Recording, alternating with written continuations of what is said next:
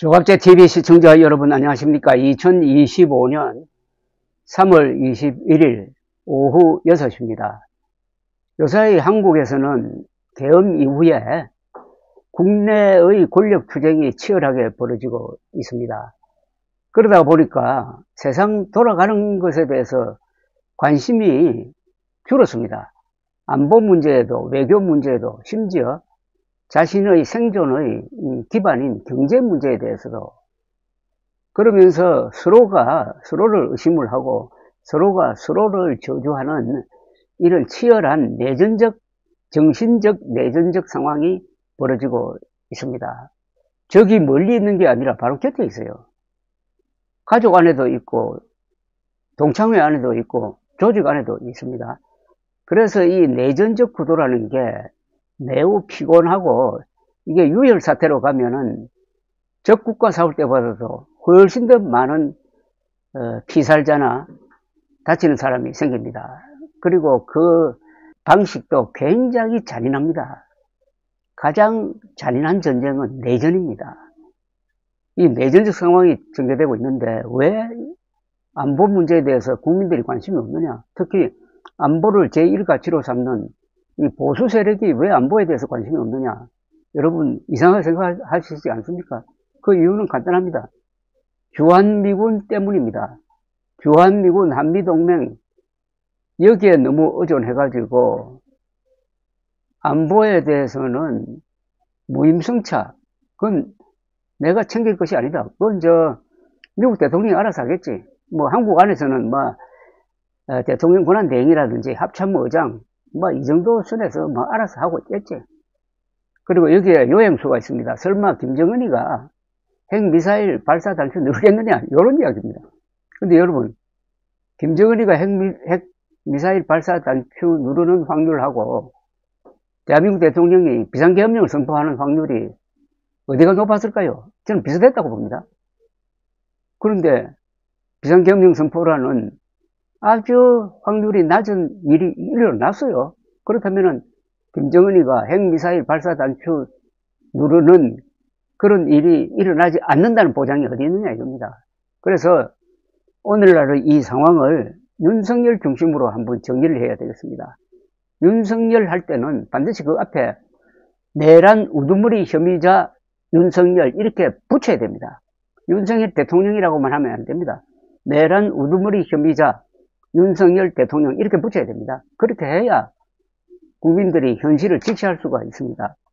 윤석열은 민주공화국의 적입니다. 그는 헌법 파괴, 안보 파괴, 사실 파괴, 과학 파괴, 문명 파괴자입니다. 폭력 행사로 국법을 어기는 그의 추종자들이 바로 반국가 세력입니다. 대한민국은 형사소추와 탄핵소추를 통하여 그를 지금 단죄하고 있습니다.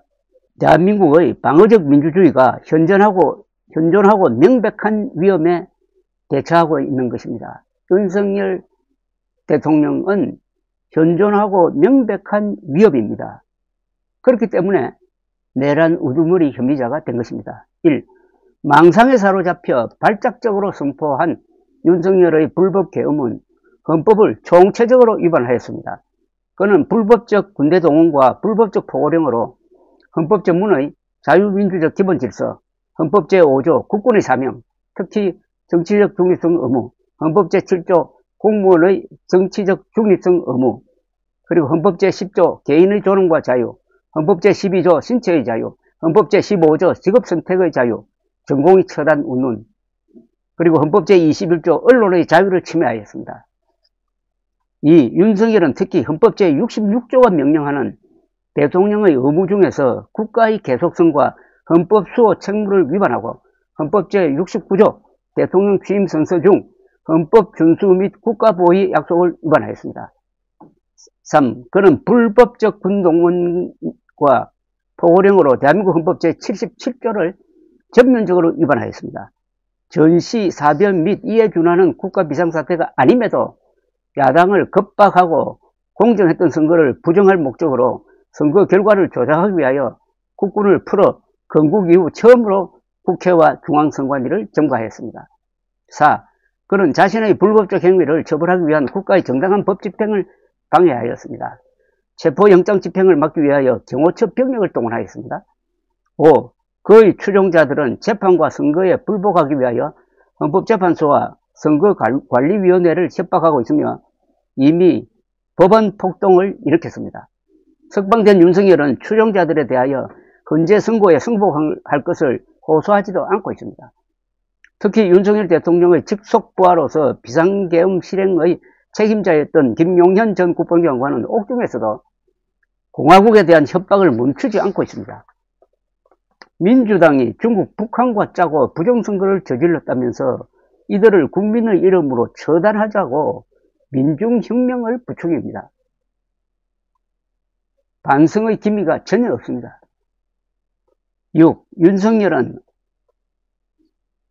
내란 우두머리 혐의자로서 황당무계한 부정선거 음모론을 퍼뜨려 유권자들의 30% 이상을 속이고 국민을 분열시키고 있습니다. 7. 이상의 사실은 윤석열 대통령과 극단적 추종 세력이 민주공화국의 작동 원리를 파괴하고 있으며 지난 80년간 우리가 쌓아 올린 문명건설의 금자탑을 허물고 있음을 보여주고 있습니다. 자신이 저지른 불법 행위에 대한 반성은커녕 이를 오히려 자랑스러워하는 내란 우두머리 혐의자가 대통령으로 복귀하면은 제2, 제3의 비상계엄을 통하여 우리의 민주공화국을 포위 공격하고 이에 국민들이 저항하여 유혈 사태를 일으킬 위험성이 높습니다. 8. 역사를 반세기 이전으로 되돌린 시대착오적 계엄으로 대한민국의 국제적 신뢰도와 국익이 크게 손상을 당하고 경제, 외교, 문화, 예술 전 분야에서 피해 규모를 가늠할 수 없는 대혼란이 이어지고 있습니다. 오는 가을 경주에서 열리는 에이펙 정상회담에는 트럼프, 시진핑 등 주요 국가 지도자들이 참석할 예정인데 그들을 손님으로 맞을 대한민국 대통령이 세계적 웃음거리가 된 계엄 선포자이고 민주주의 파괴자이며 재판을 받고 있는 내란 우두머리 혐의자여야 되겠습니까? 9.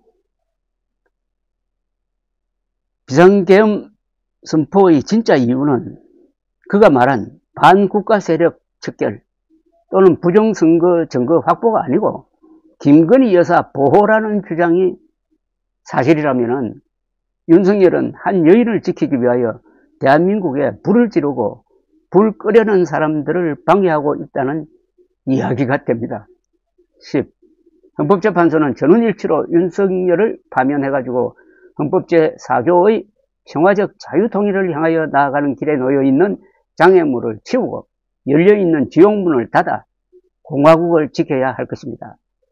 공화국이냐, 독재냐, 거짓이냐, 진실이냐, 야만이냐, 문명이냐의 선택 앞에서 여야 좌우는 의미가 없습니다.